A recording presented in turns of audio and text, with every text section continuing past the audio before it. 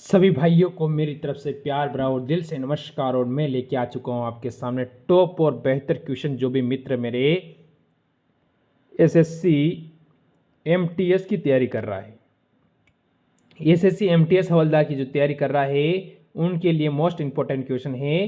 तो एक बार इस क्लास को लाइक शेयर कर देंगे और अंत में कमेंट करेंगे कितने क्वेश्चन आप सभी सही करते हो। तो मेरे भाई पहले क्वेश्चन को मैं स्टार्ट करता हूं। चलो पहला क्वेश्चन हमको क्या कहता है, देखिए। राष्ट्रीय ग्रामीण रोजगार गारंटी अधिनियम कब पारित हुआ था, ये आपसे पूछा है। अब आपका उत्तर यहाँ से क्या रहेगा, सभी स्टूडेंट अपना उत्तर यहाँ से देंगे। तो मैं आपको बता दूं मेरे मित्र, ये योजना शुरू कब हुई थी। पारित, एक तो पारित होना और शुरू होने में दोनों में अंतर है। तो पारित तो हुआ था 2005 में और ये योजना शुरू हुई थी, आप कहोगे 2 फरवरी 2006 के अंदर ये योजना शुरू हुई थी।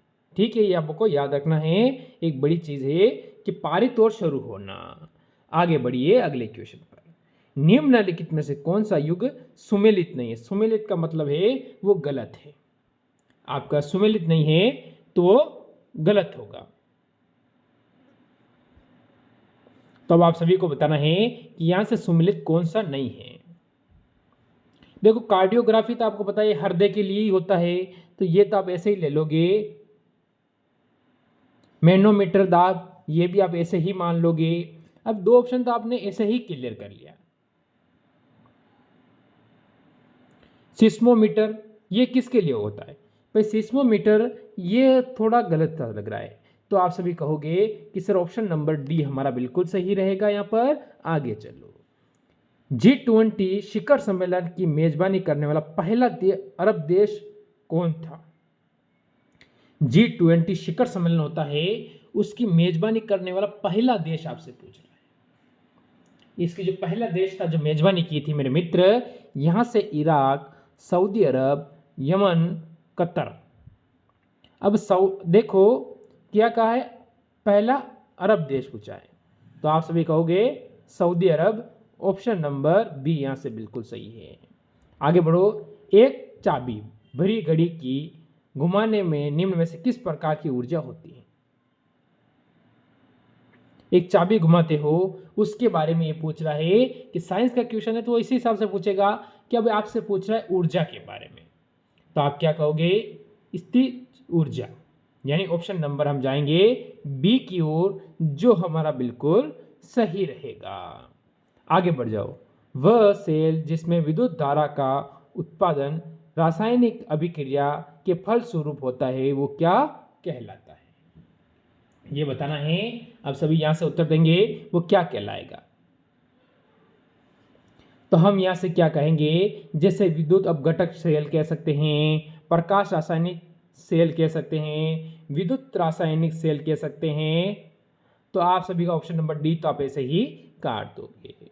तो मेरे मित्र आप सभी कहोगे विद्युत रासायनिक सेल, ऑप्शन नंबर सी यहां से बिल्कुल सही होगा। आगे बढ़ जाओ। चलो अगला क्वेश्चन के उत्तर दो, इसका उत्तर क्या है। वह तरल जो ऑक्सीकारक तथा अवकारक दोनों की तत्कार्य करता है, वो निम्न में से कौन सा है। तो उसे हम क्या कहेंगे, ये आपको बताना है। हाइड्रोजन परऑक्साइड, नाइट्रिक अम्ल, हाइड्रोक्लोरीन, गंधकाल। तो यहां से सभी स्टूडेंट मेरे कहने वाले हैं सर ऑप्शन नंबर ए वाला ही हमारा बिल्कुल सही है, हाइड्रोजन परऑक्साइड। आगे बढ़ो अगले क्वेश्चन। जब मैग्नीशियम और क्लोरीन के बीच अभिक्रिया होती है तब क्या होता है, ये आपको बताना है। जब मैग्नीशियम और क्लोरीन होता है उनके बीच में क्या होता है, अभिक्रिया होती है। अब आपका उत्तर क्या है यहां से बताइए। तो हम यहां से कहेंगे प्रत्येक मैग्नीज परमाणु में 2 इलेक्ट्रॉन का त्याग करता है। तो इस हिसाब से तो हमारा जो ऑप्शन नंबर डी वाला बिल्कुल सही और सटीक उत्तर है। आगे बढ़ जाओ। बोस्टन बंदरगाह पर लगभग 340 से 42 चाय के बॉक्स को समुद्र में फेंका गया। यह घटना बोस्टन की पार्टी कही जाती है? ये घटना कब घटी थी? क्या कही जाती है? Boston T party. Boston T party कहा जाती है। ये घटना घटी कब थी, हमसे ये पूछा है इसने। आपको ये बताना है घटना घटी कब थी। तो हम कहेंगे 1772। इसमें क्या है, कलेक्टर पद की स्थापना हुई थी, यानी कलेक्टर कब से बनना स्टार्ट हुआ? 1772 के अंदर कलेक्टर बना था। और 1773, यानी ऑप्शन नंबर बी हमारा उत्तर रहेगा। आगे बढ़ जाओ। निम्न में से महादेवी वर्मा की कृति कौन है? निम्न में से महादेवी वर्मा की कृति कौन है, ये आपको बताना है। तो क्या कहोगे आप यहां से? अतीत के चलचित्र। हम कह सकते हैं कि महादेवी वर्मा की जो कृति है उसका नाम है अतीत के चलचित्र, ये हो जाएगी। बाकी इनकी बहुत सारी प्रकाशित हुई है, पर हमारा जो उत्तर अभी यहां से रहेगा वो यही होगा, ऑप्शन नंबर सी। आगे बढ़ो। निम्नलिखित तत्वों में से अधातु की पहचान करें। अब अधातु कौन सी है ये हमको बताना है। निम्नलिखित तत्व आपके सामने दिए गए हैं। अब 4 ऑप्शन हमें पढ़ेंगे तब पता चलेगा कौन सा। Magnesium, chlorine, sodium, aluminium. तो ये तो धातु में आ जाएगा। एक तो आप ऐसे काट दोगे, मैग्नीशियम को भी आप काट दोगे। अब 2 में से आपको बताना है कि आपका उत्तर क्या है। मेरे स्टूडेंट सभी कहेंगे सर ऑप्शन नंबर सी को काट के क्लोरीन। ऑप्शन नंबर बी पर हम चले जाएंगे, जो बिल्कुल सही होगा हमारा उत्तर। आगे बढ़ो। पंच तत्व में निम्न में लिखित में से कौन सा समास? अच्छा, ये क्या हिंदी का क्वेश्चन आ गया क्या बीच में? चलो कोई बात नहीं, चलो यू हिंदी देख लेते हैं, पर हिंदी तो आपके पूछी नहीं जाती।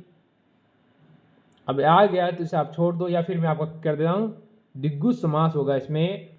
अब हिंदी आपकी आती नहीं है ना, चलो आगे बढ़ जाओ अगले क्वेश्चन पर। सतपुड़ा रेंज में माउंट, अब माउंट आबू जो राजस्थान में माउंट, आप सिर्फ माउंट पे जाना, आबू मत जोड़ देना, बाकी आपका गलत हो जाएगा, ठीक है। धूपगढ़ सबसे ऊंची चोटी जो स्थित है, इसने पूछा है धूपगढ़ की। तो अब यहां से कहेंगे हम ये कहां पर है, तो क्या कहोगे ये जल्दी से बताएंगे सारे स्टूडेंट। तो आप सभी कहोगे ये sir Madhya Pradesh, option number B बिल्कुल सही होगा, जो कि मध्य प्रदेश में कहां पर है ये? सतपुड़ा की पहाड़ी पर। जो सतपुड़ा की पहाड़ियां हैं वहां पर है पंचवटी में। आप ये भी पूछ सकता है पंचवटी, पंचमंडी होगी या पंचवटी कहाँ है क्या, समय थोड़ा डाउट। पंचमंडी होगी, ठीक है, पंचमंडी में होगा, पंचमंडी के अंदर हो जाएगा, ये भी आपको याद रखना है। आगे चलो। वायु में निम्न में से कौन सी गैस उपस्थित के कारण हवाओं में पित्तल का रंग क्या है? उतर जाता है। अगर वायु में ऐसी कौन सी ऑक्सीजन होती है जिसके कारण हवाओं में क्या होता है, उसके कारण पित्तल का जो रंग होता है वो फीका पड़ जाता है, या उतर जाना हम दोनों ही कह सकते हैं। यहाँ से carbon, nitrogen, oxygen, hydrogen sulphide. अब मेरे स्टूडेंट यहाँ से अपना उत्तर देंगे, आखिरकार यहाँ से आपका उत्तर क्या रहेगा। तो आप सभी कहोगे sir option number D hydrogen sulphide. आगे बढ़ोगे अगले क्वेश्चन पर। बताओ नंद वंश के पश्चात मगध पर किस राज्य वंश का शासन किया था? जिसमें से महान शासक हुए थे नंद वंश के बाद, कौन सा वंश है सभी बताएंगे यहां से। ऑप्शन नंबर सी मौर्य वंश, चंद्रगुप्त मौर्य, अशोक। तो ये महान शासक थे इस वंश के, ये भी आपको क्लियर हो जाना चाहिए। आगे बढ़ो। मनुस्मृति मुख्य किससे संबंधित है? ये आपको बताना है। मनुस्मृति के बारे में पूछ रहा है 15 नंबर क्वेश्चन। ये आपको पता है ना, हिंदू धर्म का सबसे प्राचीन महत्वपूर्ण ग्रंथ है हिंदू धर्म में।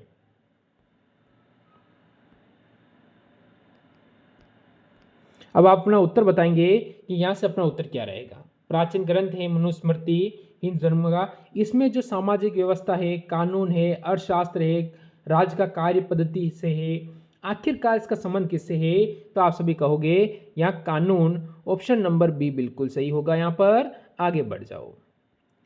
भारतीय दर्शन का प्रारंभिक शाखा कौन है? भारतीय दर्शन का प्रारंभिक शाखा कौन है, ये आपको बताना है। तो हम सभी कहेंगे शाक्य। ये शाक्य हो जाएगा। इसलिए इसको जो आपको पता है कौन से महर्षि, महर्षि कपिल के बारे में कहा है। इसका इसने जो है ये किससे संबंध है, महर्षि कपिल। महर्षि कपिल, ये भी आपको याद रखना है। आगे बढ़ जाओ। चीनी यात्री फरहान किसके शासनकाल में भारत आया था, ये आपको बताना है कि चीनी यात्री फरहान फरहान था वो कौन से राजा के शासनकाल में भारत आया था, ये आपसे पूछ सकता है। ये पूछ सकता है कौन से वंश से संबंधित था। तो देखो यहाँ से क्वेश्चन बहुत सारे बनते हैं। तो आप सभी कहोगे जैसे चंद्रगुप्त मौर्य, कनिष्क, हर्षवर्धन, चंद्रगुप्त, विक्रमादित्य। तो अब आप यहां से सभी कहोगे ऑप्शन नंबर डी सर सही होगा, चंद्रगुप्त विक्रमादित्य। आगे बढ़ जाओ। निम्न में से कौन सा एक शेष दूसरों से मेल नहीं खाता है, ऐसा कौन सा है जो एक दूसरे से मेल नहीं खाता है। तो जैसे कि ज्यादातर तो नृत्य हैं। अब यहां से कथकली, भांगड़ा, कुचिपुड़ी, भरतनाट्यम, ये आखिरकार किससे मेल नहीं खाता है। तो मेरे स्टूडेंट आप सभी कहोगे कि भांगड़ा ये अलग हो जाएगा। ऑप्शन नंबर बी आपका बिल्कुल सही है। आगे बढ़ जाओ। शिव कुमार वर्मा किससे के लिए प्रसिद्ध है। शिव कुमार वर्मा थे वो किस चीज के लिए प्रसिद्ध है मेरे मित्र। मेरे स्टूडेंट अपना यहां से उत्तर देंगे कि सर शिव कुमार वर्मा इस चीज के लिए प्रसिद्ध है और हम जानते हैं। संतूर, सरोद, सितार, बांसुरी, चार ऑप्शन आपके सामने हैं। तो आप कहोगे संतूर, ऑप्शन नंबर ए बिल्कुल सही रहेगा, आपको ध्यान रखना है। चलो अगले का उत्तर दो। भीलों का प्रसिद्ध लोक नृत्य नाट्य का नाम क्या है। भीलों का जो प्रसिद्ध लोक नृत्य है उसके लिए उसका क्या है, नाट्य, उसका नाम आपसे पूछ रहा है। जैसे गौरी, सोंग, तमाशा, रमन, आखिरकार उसका नाम क्या है ये हमसे पूछ रहा है। तो सभी स्टूडेंट कहोगे sir Gauri, option number A Gauri करते हैं, आपको ध्यान रखना है, भील समाज। आगे बढ़ो। टमाटर की चटनी को अधिक समय तक ताज़ा रखने के लिए थोड़ी मात्रा के मिलाकर जाने वाला यौगिक कौन सा है। जो थोड़ी मात्रा में उसके अंदर आप मिला दोगे तो ताज़ी रहेगी। जैसे आपको बताया आप टमाटर सॉस खाते हो भाई, वो बहुत दिनों तक रहता है, तो आखिरकार उसको ताज़ा रखने का कारण क्या है वो आपसे पूछ रहा है।